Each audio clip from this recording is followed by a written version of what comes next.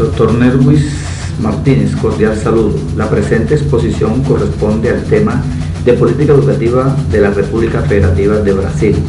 Los objetivos trazados para esta exposición son los siguientes: identificar las políticas educativas de la República de Brasil y su correspondencia con las políticas educativas de la CELAC y otros organismos geopolíticos de integración latinoamericana y del Caribe, como puede ser la CEPAL.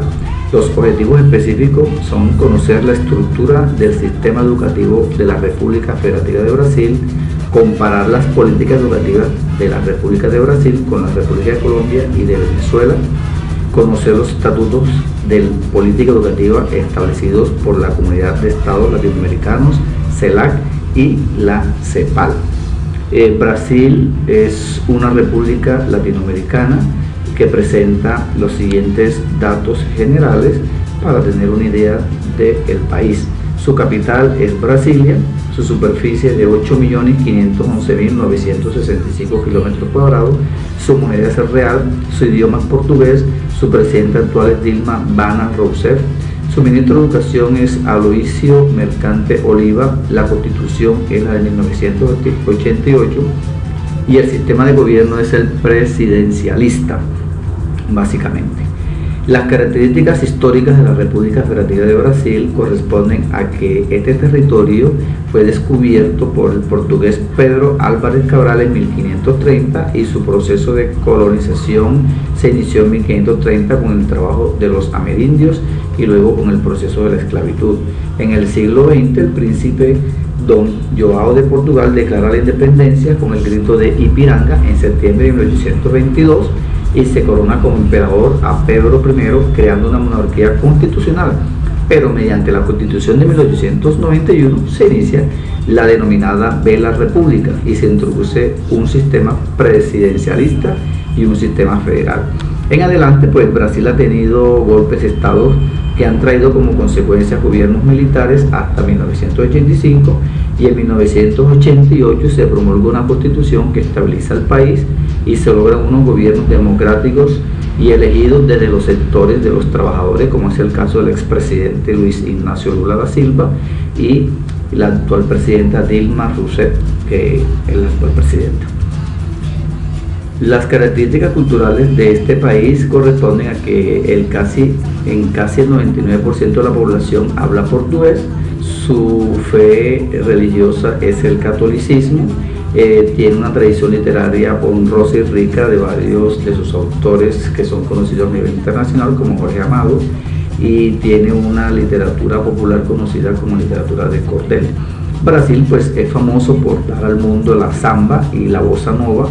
La celebración más importante de Brasil es el Carnaval del Río, es un festival de renombre internacional. Miremos ahora la estructura del sistema educativo de este país latinoamericano. Se considera que según la Constitución de 1988, la educación es un derecho de todos los ciudadanos y es deber del Estado y de la familia y se debe promover con la colaboración de la sociedad. Los principios rectores de la educación de este país es la Ley de Directrices y Bases de la Educación número 9394 de 1996. Está el Consejo Nacional de Educación y está el Ministerio de Educación Nacional, que es el organismo encargado de garantizar el derecho a educación a toda la población de la República. Este ministerio pues tiene varias dependencias, como las cuales pueden ser la Dependencia de Educación Básica, la dependencia del Sistema Federal de Enseñanza Superior, la Secretaría de Educación Superior, la Secretaría de Educación a Distancia, entre otras. También está el Sistema Nacional de Evaluación de Educación Básica y el examen de enseñanza de educación media y el examen de cursos.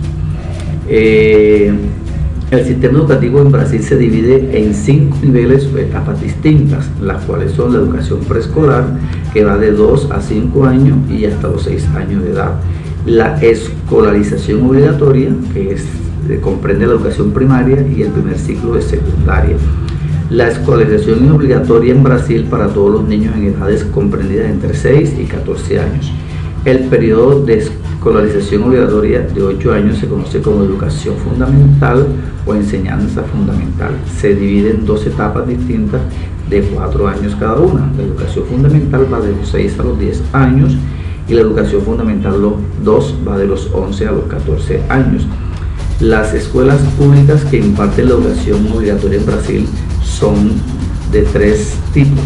las escuelas federales, las escuelas provinciales y las escuelas municipales. Estas llevan una correlación, pero cada una tiene unas connotaciones particulares. La educación secundaria superior en Brasil es conocida como la escuela intermedia o enseñanza media, que va de los 15 a los 18 años. Y la educación especial se ofrece desde la preescolar hasta el nivel secundario superior. La educación para adultos en cuanto para el nivel primario es hasta los 18 años y para el nivel secundario hasta los 21 años. La educación a distancia, que es un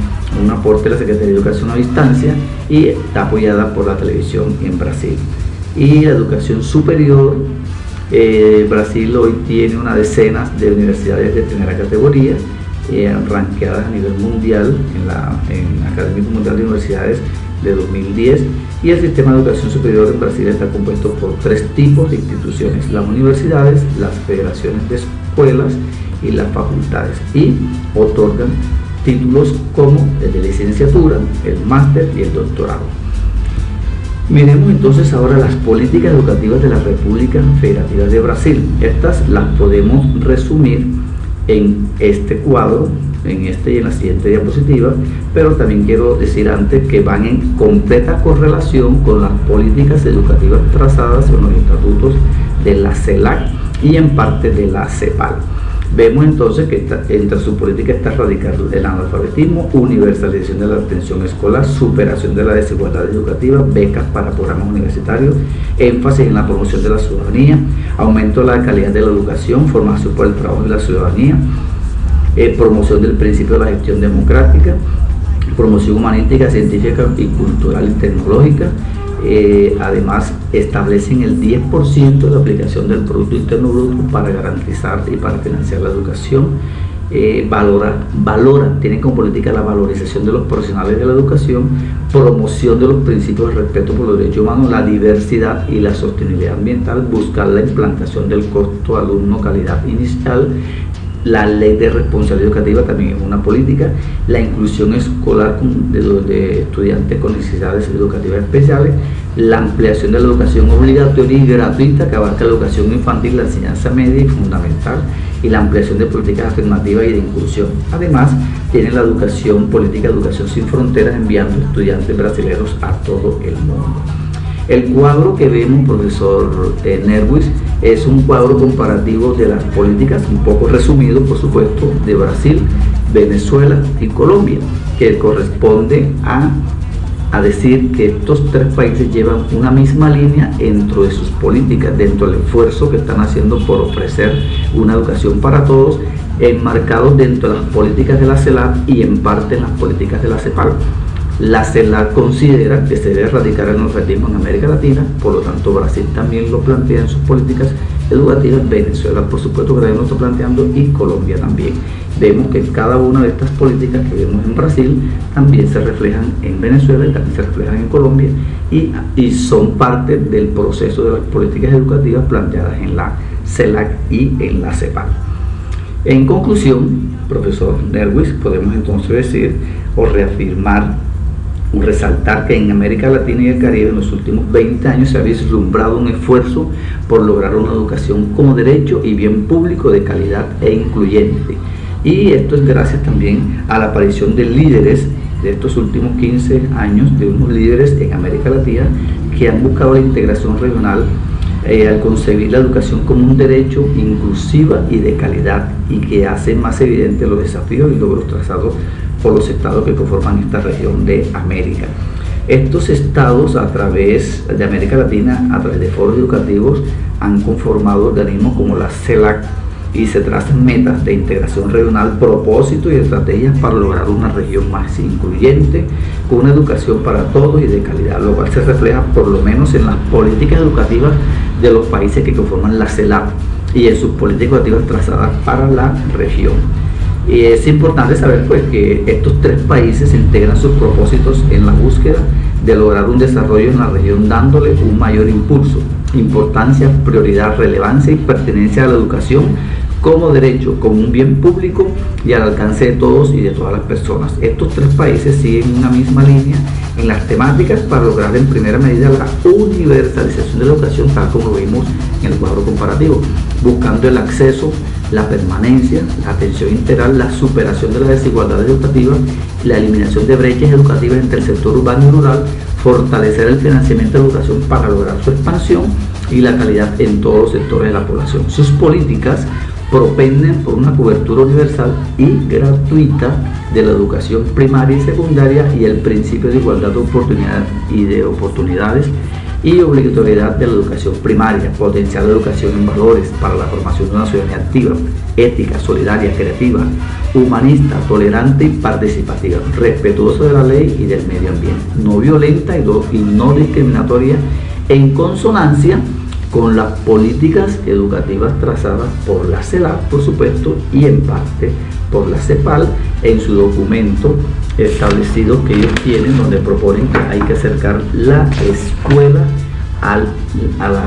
sector productivo, tener una relación distinta entre educación y la producción, reubicando la educación frente al trabajo. Profesor Nerwis, esta es mi exposición. Muchas gracias por su atención. Hasta pronto.